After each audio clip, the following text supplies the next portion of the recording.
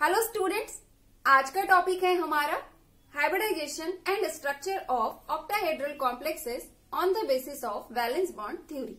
यानी कि आज के लेक्चर में हम लोग वैलेंस बॉन्ड थ्योरी के अकॉर्डिंग ऑक्टाहेड्रल कॉम्प्लेक्सेस के हाइब्रिडाइजेशन और उसके स्ट्रक्चर को डिस्कस करेंगे।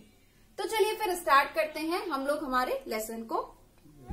देखिए, जैसा कि लास्ट लेक्चर में हम लोगों ने वैलेंस बॉन्ड थ्योरी को कम्प्लीटली डिस्कस कर लिया था। वहां पर हम लोगों ने देख लिया था कि वैलेंस बॉन्ड थ्योरी क्या होती है और ये थ्योरी क्या कहती है। अब क्या टाइम है, अब हमें क्या करना है, अब हमें वैलेंस बॉन्ड थ्योरी का यूज करके ऑक्टाहेड्रल कॉम्प्लेक्सेस, टेट्राहेड्रल कॉम्प्लेक्सेस और स्क्वायर प्लेनर कॉम्प्लेक्सेस, इन सारे कॉम्प्लेक्सेस के हाइब्रिडाइजेशन और स्ट्रक्चर को डिस्कस करना है। तो आज के वीडियो में हम लोग ऑक्टाहेड्रल कॉम्प्लेक्सेस का देखेंगे, देन इसके बाद नेक्स्ट वीडियोस में हम लोग टेट्राहेड्रल और कॉम्प्लेक्सेस और स्क्वायर प्लेनर कॉम्प्लेक्सेस को डिस्कस करेंगे। ठीक है, तो सबसे पहले हम लोग ऑक्टाहेड्रल कॉम्प्लेक्सेस का फर्स्ट एग्जांपल लेते हैं, जो कि है आपका ये वाला कॉम्प्लेक्स आयन।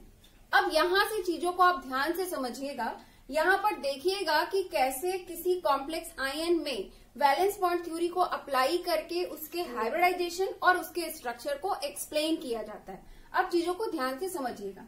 मान लीजिए आपको ये वाला एग्जांपल दिया गया है एग्जाम में और आपको बताना है इसके हाइब्रिडाइजेशन को, इसके स्ट्रक्चर को on the basis of valence bond theory. तो आप कैसे एक्सप्लेन करेंगे? सबसे पहले आपको क्या करना है, सबसे पहले आपको चेक करना है आपके सेंट्रल मेटल आयन का ऑक्सीडेशन स्टेट। अब सेंट्रल मेटल का ऑक्सीडेशन स्टेट कैसे चेक करते हैं, कैसे कैलकुलेट करते हैं, मैं आपको फर्स्ट वीडियो में बता चुकी हूँ, तो यहाँ पे फर्दर बताने की नीड नहीं है। यहाँ पे आप लोग खुद कैलकुलेट कर लेंगे। अब देखिए, अगर यहाँ पर इस कॉम्प्लेक्स आयन में आयरन का ऑक्सीडेशन स्टेट देखें तो क्या है, +2 है। ठीक है, तो सबसे पहले आपको ऑक्सीडेशन स्टेट पता चल गया है। अब आगे क्या करना है, अब इसके आगे आप क्या करिए, पहले देखिए, अगर आपका आयरन नॉर्मल एटॉमिक स्टेट में हो तो उसका जनरल इलेक्ट्रॉनिक कॉन्फ़िगरेशन क्या होता है, 3d6 4s2। अब चूंकि इस कॉम्प्लेक्स पे आयरन पे क्या है, +2 ऑक्सीडेशन स्टेट है ना। तो अब क्या करेंगे, अब हम लोग यहाँ पे इलेक्ट्रॉनिक कॉन्फ़िगरेशन इसका किस स्टेट में लिखेंगे, +2 ऑक्सीडेशन स्टेट के केस में लिखेंगे। ठीक है, तो मैंने यहाँ पर +2 ऑक्सीडेशन स्टेट के केस में इसका इलेक्ट्रॉनिक कॉन्फ़िगरेशन लिख लिया। क्या होगा, 2 इलेक्ट्रॉन आपको रिमूव करना है, बिकॉज +2 चार्ज है तो 2 इलेक्ट्रॉन आपको रिमूव करना है। कहां से करेंगे, 4s से करेंगे, तो 4s क्या हो जाएगा, 0 हो जाएगा, है ना। 3d6 रहेगा और 4s 0 हो जाएगा। उसके अलावा 4p 0 4d 0। अब आप लोग सोच रहे होंगे कि ये 4s 0 4p 0 और 4d 0 कैसे आ गया। तो देखिए, आपको पता है कि किसी भी एटम में, एटम के फर्स्ट सेल में क्या होता है, एटम के फर्स्ट सेल में केवल एक ही सबसेल होता है, s सबसेल। सेकेंड सेल में क्या होता है, 2 सबसेल्स होते हैं, s एंड p। और थर्ड सेल में कौन से सबसेल होते हैं, s p एंड d। और फोर्थ सेल में कौन से सबसेल होते हैं, s p d f, सारे होते हैं, है ना। अब आयरन की अगर हम लोग बात करें तो यहाँ पे 4s तक इलेक्ट्रॉनिक कॉन्फ़िगरेशन इसका गया था। तो इससे ये तो हमें पता चल रहा है कि आयरन में टोटल कितने नंबर ऑफ सेल्स है, 4 नंबर ऑफ सेल्स है। अब जब इसमें 4th सेल है तो 4th सेल में जितने सबसेल मौजूद होते हैं वो इसमें भी रहेंगे, है ना। तो अगर यहाँ पे 4th सेल है तो 4th सेल के सारे सबसेल भी रहेंगे, यानी कि आयरन के पास s सबसेल भी रहेगा, p सबसेल भी रहेगा, d सबसेल भी रहेगा और f सबसेल भी रहेगा।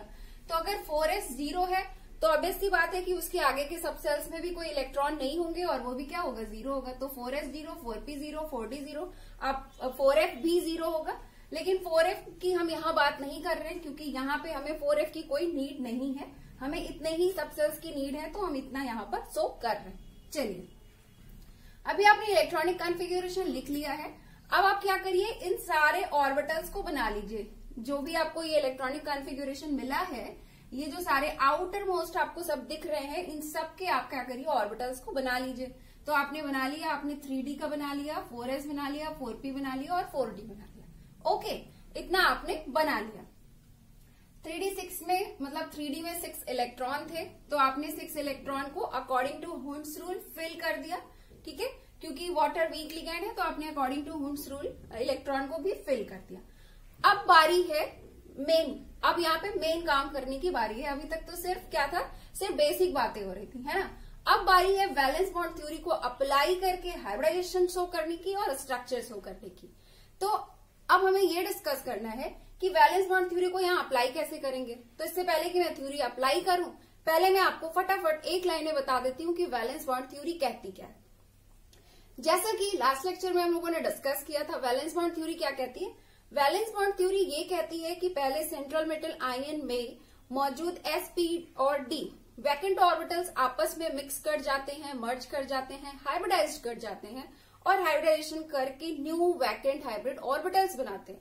फिर ये new vacant hybrid orbitals ligand के फील्ड ऑर्बिटल्स के साथ जाकर के ओवरलैप कर जाते हैं, जिससे कि कोऑर्डिनेट बॉन्ड का फॉर्मेशन हो जाता है और कॉम्प्लेक्स का स्ट्रक्चर फॉर्म हो जाता है।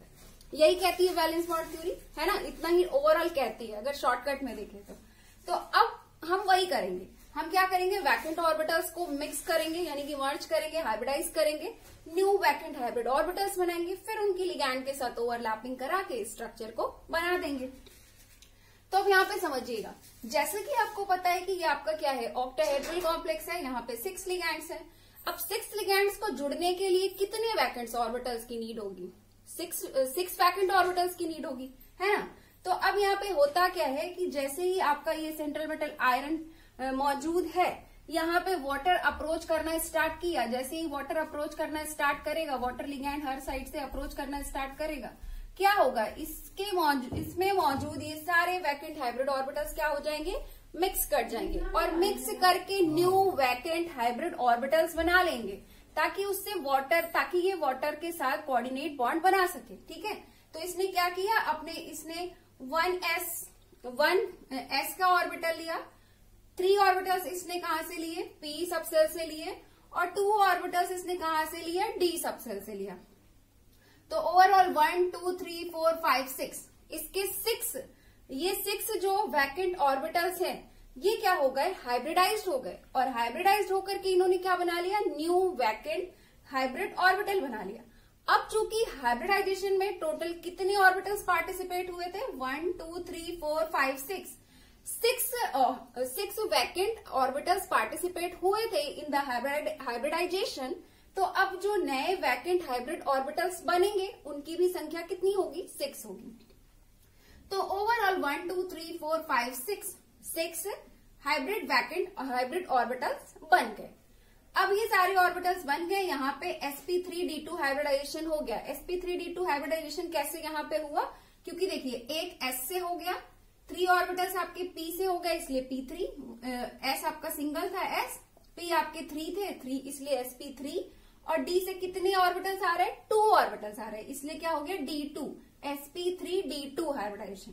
और sp3d2 हाइब्रिडाइजेशन में 6 ऑर्बिटल्स पार्टिसिपेट करते हैं, तो इसी वजह से 6 वैकेंट हाइब्रिड ऑर्बिटल्स बनते हैं। हाइब्रिडाइजेशन आपका कंप्लीट हो गया।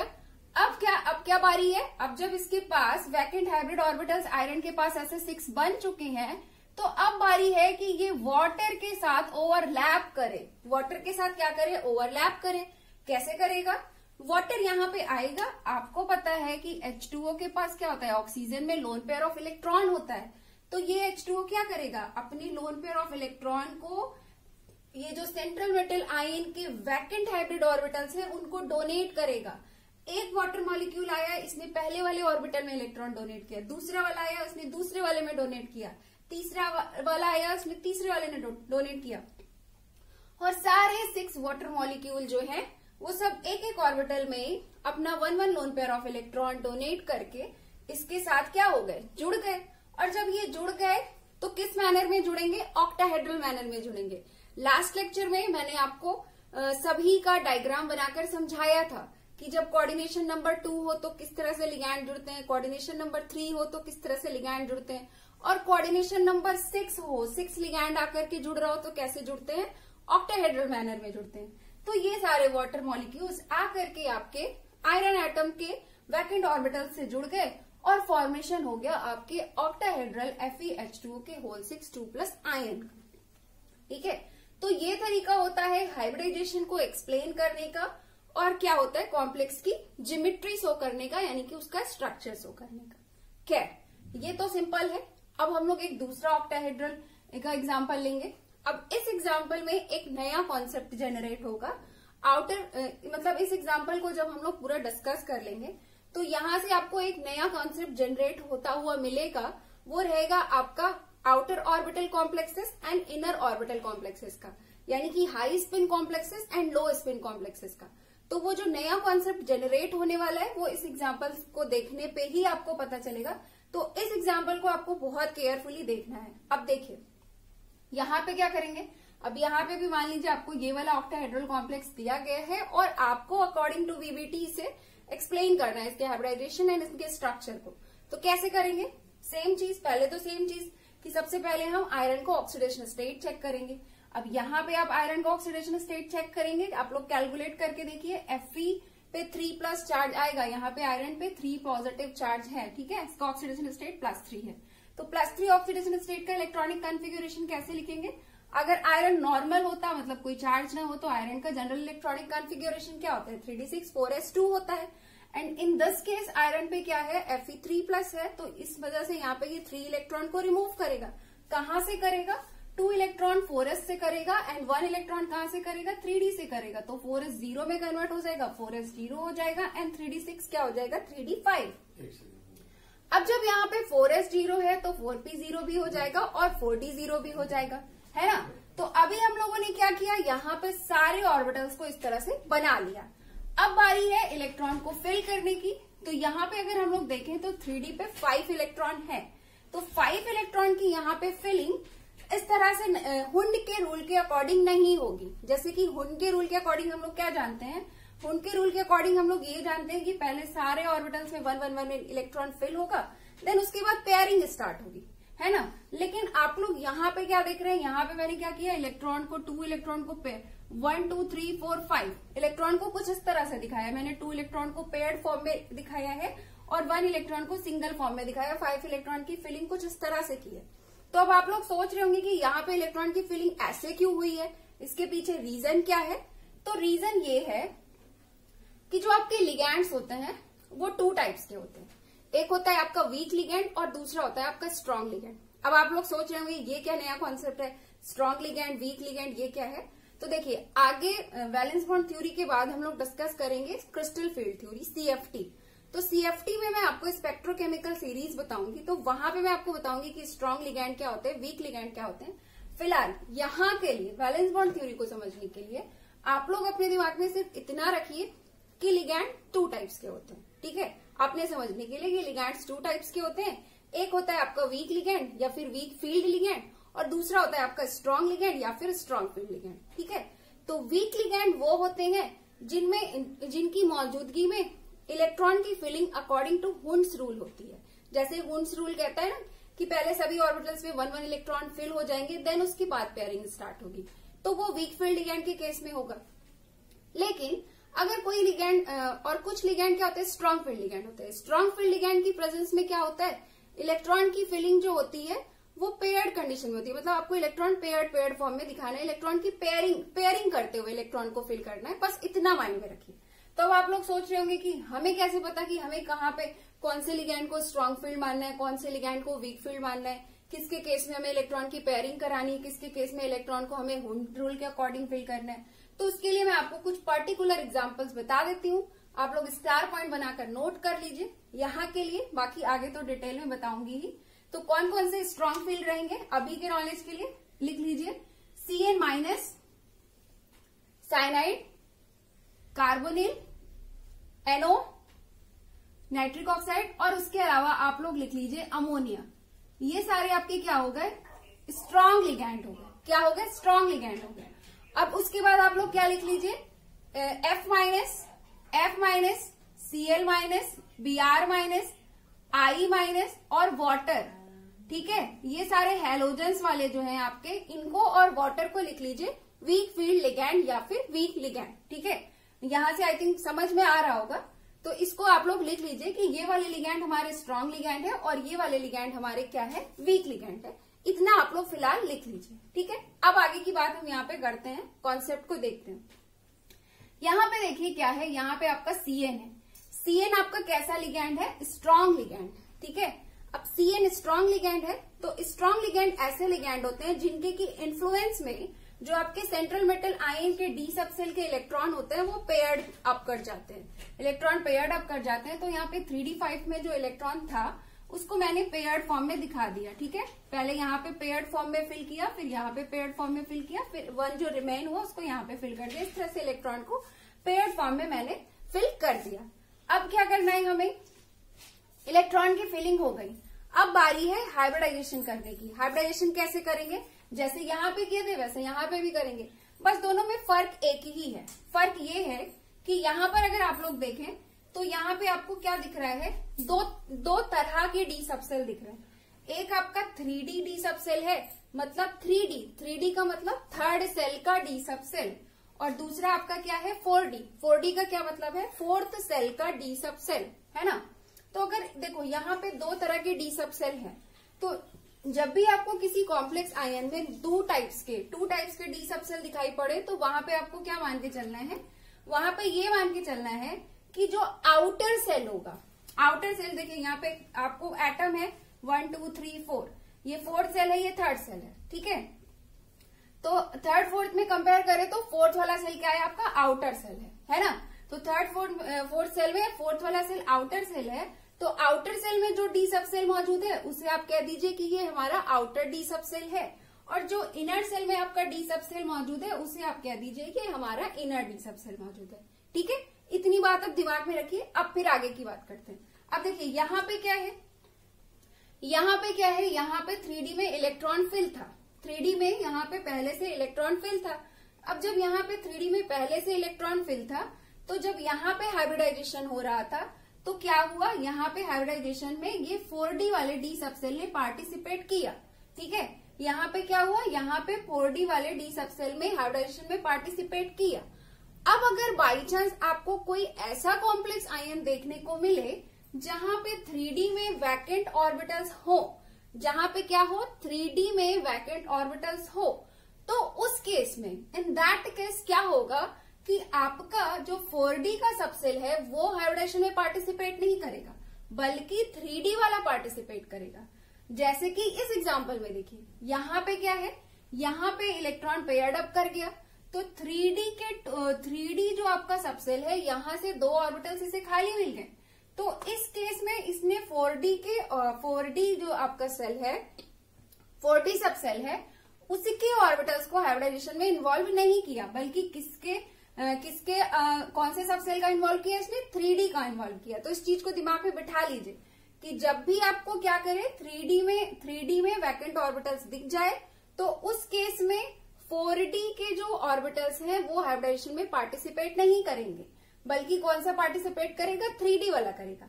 और अगर 3D पहले से फिल है, उसमें कोई इलेक्ट्रॉन है, तो उस केस में 4D के ऑर्बिटल्स जो हैं वो हाइब्रिडाइजेशन में पार्टिसिपेट करेंगे। अब ये वाला कॉम्प्लेक्स भी हमारा ऑक्टाहेड्रल है, यहाँ पे भी 6 वैकेंट ऑर्बिटल्स को हाइब्रिडेशन में पार्टिसिपेट करना है, तो 2 यहां से कर जाएगा, तो 2 यहां से कर जाएगा, D से 2 कर गए तो मैंने क्या लिख दिया D2। 1 ऑर्बिटल आपका S से आ गया तो मैंने क्या लिख दिया S, और 3 ऑर्बिटल्स आपके कहां से आ गए P से, तो मैंने लिख दिया P3। D2sp3 hybridisation, D2sp3 hybridisation हो गया यहाँ पे। अब जब D2sp3 हाइब्रिडाइजेशन हो गया तो 6 न्यू वैकेंट हाइब्रिड ऑर्बिटल्स बन गए। फिर इन सारे 6 न्यू वैकेंट हाइब्रिड ऑर्बिटल्स से ये आपके 6 CN जो माइनस आयंस है, यानी कि CN माइनस लिगैंड है, वो आया, इन सब जगह 1 इलेक्ट्रॉन को डोनेट कर गया। 1 इलेक्ट्रॉन को डोनेट करके इसने क्या किया, इसने सेंट्रल मेटल आयन के वैकेंट ऑर्बिटल्स के साथ अपने फील्ड ऑर्बिटल का यूज करके ओवरलैपिंग कर ली, और ओवरलैपिंग करके ऑक्टाहेड्रल कॉम्प्लेक्स का फॉर्मेशन कर लिया। ठीक है, तो आई थिंक अभी आप लोगों को हाइब्रिडाइजेशन कैसे होता है, स्ट्रक्चर कैसे फॉर्म होता है, ये बातें समझ में आ गई होंगी। पहले तो आप लोग वैलेंस बॉन्ड थ्योरी पहले इसके जस्ट पहले के लेक्चर में पढ़ ही चुके हैं, तो वैलेंस बॉन्ड थ्योरी क्या कहती है वो वहां पे आप समझ ही गए थे। अब यहाँ पे आपने उसको अप्लाई करके भी देख लिया तो आपका कॉन्सेप्ट और क्लियर हो गया, है ना। अब देखिए, अब जब आपने 2 ऑक्टाहेड्रल कॉम्प्लेक्स को यहाँ पे पढ़ा तो इससे क्या हुआ, इससे आपको 2 नए कॉन्सेप्ट्स भी देखने को मिले। आपको क्या देखने को मिला कि यहाँ और यहाँ पे हाइब्रिडेशन क्या है, D2sp3 है। दोनों में फर्क क्या है, देखिए, जब आपका आउटर वाला डी सबसेल हाइब्रिडाइजेशन में पार्टिसिपेट किया करता है तो उस कंडीशन में हम लोग हाइब्रिडेशन क्या दिखाते हैं, sp3d2, D2 को बाद में लिखते हैं। क्यों? क्योंकि आउटर D पार्टिसिपेट कर रहा है, और जब आपका कोई इनर सबसेल का D ऑर्बिटल पार्टिसिपेट करता है तो उस कंडीशन में हम लोग हाइब्रिडाइजेशन क्या लिखते हैं? D2sp3 लिखते हैं। D2 को पहले क्यों लिखते हैं? बिकॉज इनर D पार्टिसिपेट कर रहा है। ठीक है, तो ये जो आपका sp3d2 हाइब्रिडाइजेशन और D2sp3 हाइब्रिडाइजेशन आपने देखा है, इसी के बेस पे ऑक्टाहेड्रल कॉम्प्लेक्सेस के लिए एक न्यू कॉन्सेप्ट अराइज होता है, और वो न्यू कॉन्सेप्ट है आपका outer orbital complexes and inner orbital complexes. तो अब हम लोग ये भी समझ लेते हैं कि आउटर ऑर्बिटल कॉम्प्लेक्सेस क्या होते हैं और इनर ऑर्बिटल कॉम्प्लेक्सेस क्या होते हैं। तो पहले हम लोग ये समझ लेते हैं कि आउटर ऑर्बिटल कॉम्प्लेक्सेस क्या होते हैं। अब इस चीज को ध्यान से देखिएगा। देखिए, ऐसे ऑक्टाहेड्रल कॉम्प्लेक्सेस जिसमें कि हाइब्रिडाइजेशन में आउटर डी सबसेल पार्टिसिपेट करता है, उस तरह के कॉम्प्लेक्सेस को हम लोग क्या बोलेंगे? Outer orbital complexes. तो आप लोग क्या मेंशन करेंगे अपनी नोट्स में? आप लोग ये मेंशन करेंगे कि those octahedral complexes in which outer D subcell participate in the hybridization is known as outer orbital complexes। ठीक है, जैसे कि ये वाला, अगर यहाँ पे एग्जांपल के तौर पे देखें तो यहाँ पे हाइब्रिडाइजेशन में कौन सा वाला डी सबसेल पार्टिसिपेट कर रहा है? आउटर डी सबसेल पार्टिसिपेट कर रहा है, 4D वाला, है ना। 4D सबसेल के ऑर्बिटल्स जो है वो हाइब्रिडाइजेशन में पार्टिसिपेट कर रहे हैं। 3D सबसेल के ऑर्बिटल्स जो हैं वो हाइब्रिडाइजेशन में पार्टिसिपेट नहीं कर रहे हैं। क्यों? क्योंकि यहाँ पे पहले से इलेक्ट्रॉन फील्ड है। और हाइब्रिडाइजेशन में कौन से वाले ऑर्बिटल्स पार्टिसिपेट करते हैं? वैकेंट ऑर्बिटल्स पार्टिसिपेट करते हैं। ठीक है, अब इनर डी और अब आप लोग इनर ऑर्बिटल कॉम्प्लेक्सेस को कैसे एक्सप्लेन करेंगे? क्या बोलेंगे? ऐसे ऑक्टाहेड्रल कॉम्प्लेक्सेस जिसमें कि क्या हो? जिसमें कि हाइब्रिडाइजेशन में इनर डी सबसेल के ऑर्बिटल्स पार्टिसिपेट करते हो, उस तरह के ऑक्टाहेड्रल कॉम्प्लेक्सेस को हम लोग क्या बोलते हैं? इनर ऑर्बिटल कॉम्प्लेक्सेस बोलते हैं। तो इसे आप लोग कैसे लिखेंगे? इसे आप लोग क्या मेंशन करेंगे नोट्स में? इसके बारे में, इनर ऑर्बिटल कॉम्प्लेक्सेस के बारे में आप लोग ये मेंशन कर लीजिए कि those octahedral complexes in which outer D subcell orbitals of outer D subcell participate in the hybridization is known as inner orbital complexes। ठीक है, तो अभी आप लोगों को ये समझ में आ गया होगा कि किस तरह के कॉम्प्लेक्सेस को हम लोग आउटर ऑर्बिटल कॉम्प्लेक्सेस बोलते हैं और किस तरह के कॉम्प्लेक्सेस को हम लोग इनर ऑर्बिटल कॉम्प्लेक्सेस बोलते हैं। अब इन दोनों के बारे में मैं कुछ बातें आपको और बता देती हूँ। आउटर ऑर्बिटल कॉम्प्लेक्सेस का जो हाइब्रिडाइजेशन होगा वो क्या होगा? sp3d2 होगा। क्यों? क्योंकि देखिए इसमें बाहर वाला पार्टिसिपेट कर रहा है ना, तो D क्या लिखेंगे? बाद में लिखेंगे। और जो आपके इनर ऑर्बिटल कॉम्प्लेक्सेस होंगे, उस तरह के ऑक्टाहेड्रल कॉम्प्लेक्सेस को आपको हाइब्रिडाइजेशन कौन सा देखने को मिलेगा? D2sp3 मिलेगा। क्यों? क्योंकि इसमें इनर वाला D पार्टिसिपेट करेगा, है ना। कुछ और भी बातें कर लेते हैं इनके बारे में। अगर हम लोग आउटर ऑर्बिटल कॉम्प्लेक्सेस को ध्यान से देखें तो यहाँ पे हमें थोड़ा ज्यादा नंबर में अनपेयर्ड ऑफ इलेक्ट्रॉन देखने को मिल रहे हैं, और वहीं अगर हम लोग इनर ऑर्बिटल कॉम्प्लेक्सेस को देखें तो यहाँ पे हमें थोड़ा कम नंबर में अनपेयर्ड इलेक्ट्रॉन को देखने को मिल रहे हैं। देखिए यहाँ पे क्या है? यहाँ पे आपको थोड़ा ज्यादा संख्या में दिखाई पड़े ना, ज्यादा नंबर्स में अनपेयर्ड इलेक्ट्रॉन देखने को मिल रहे हैं, और इसमें क्या है? आपको कम नंबर्स में अनपेयर्ड इलेक्ट्रॉन को देखने को मिल रहे हैं। ठीक है, तो आप लोग ये भी लिख सकते हैं कि आउटर ऑर्बिटल कॉम्प्लेक्सेस में क्या होता है? Outer orbitals contains more number of unpaired electrons, where as inner orbital complexes contains lesser number of unpaired electrons. ठीक है, तो आई थिंक अभी आप लोगों को आउटर ऑर्बिटल कॉम्प्लेक्सेस और इनर ऑर्बिटल कॉम्प्लेक्सेस की डेफिनेशन समझ में आ गई होगी, और दोनों के बीच में फर्क बहुत अच्छे से समझ में आ गया होगा। अब मैं आपको इसके बारे में थोड़ी सी और बातें बता देती हूँ। देखिए, जो आपके आउटर ऑर्बिटल कॉम्प्लेक्सेस होते हैं, इन्हें हम लोग हाई स्पिन कॉम्प्लेक्सेस या स्पिन फ्री कॉम्प्लेक्सेस भी कहते हैं। ठीक है, हाई स्पिन कॉम्प्लेक्सेस या स्पिन फ्री कॉम्प्लेक्सेस भी कहते हैं। और जो आपके इनर ऑर्बिटल कॉम्प्लेक्सेस होते हैं, इनर ऑर्बिटल कॉम्प्लेक्सेस को हम लोग लो स्पिन कॉम्प्लेक्सेस या फिर स्पिन पेयर्ड कॉम्प्लेक्सेस भी कहते हैं। ठीक है, तो ये वाला लेक्चर जो है हमारा, यानी कि ऑक्टाहेड्रल कॉम्प्लेक्सेस का हाइब्रिडाइजेशन और इसका स्ट्रक्चर कंप्लीट हो गया है। और आउटर और इनर का भी कॉन्सेप्ट कंप्लीट हो गया। हाई स्पिन लो स्पिन भी आप लोग समझ गए हैं। ठीक है, तो इन सारी चीजों को माइंड में बिठा लीजिए। इसके बाद के लेक्चर्स में हम लोग टेट्राहेड्रल कॉम्प्लेक्सेस और स्क्वायर पिलर कॉम्प्लेक्सेस के हाइब्रिडाइजेशन और उसके स्ट्रक्चर को डिस्कस करेंगे। और जब ये स्ट्रक्चर वाला पोर्शन कंप्लीट हो जाएगा तो हम लोग क्या करेंगे, वैलेंस बॉन्ड थ्योरी के अकॉर्डिंग जो हमारे सारे ये कॉम्प्लेक्सेस है, कोऑर्डिनेशन कंपाउंड्स हैं, इनके मैग्नेटिक प्रॉपर्टीज को डिस्कस करेंगे कि कौन सा वाला कॉम्प्लेक्स पैरामैग्नेटिक है, कौन सा वाला डायामैग्नेटिक है, और कैसे उनके मैग्नेटिज्म को हम लोग रिकॉग्नाइज करें, कैसे हम लोग समझे कि कौन सा वाला पैरामैग्नेटिक है, कौन सा वाला डायामैग्नेटिक है। ठीक है, तो वो सब चीजें आगे के लेक्चर्स में डिस्कस करेंगे और उन चीजों को समझने के लिए ये सारी चीजें समझ में आना बहुत जरूरी है। ठीक है, तो फिर मिलते हैं नेक्स्ट लेक्चर में। Have a nice day, thank you so much.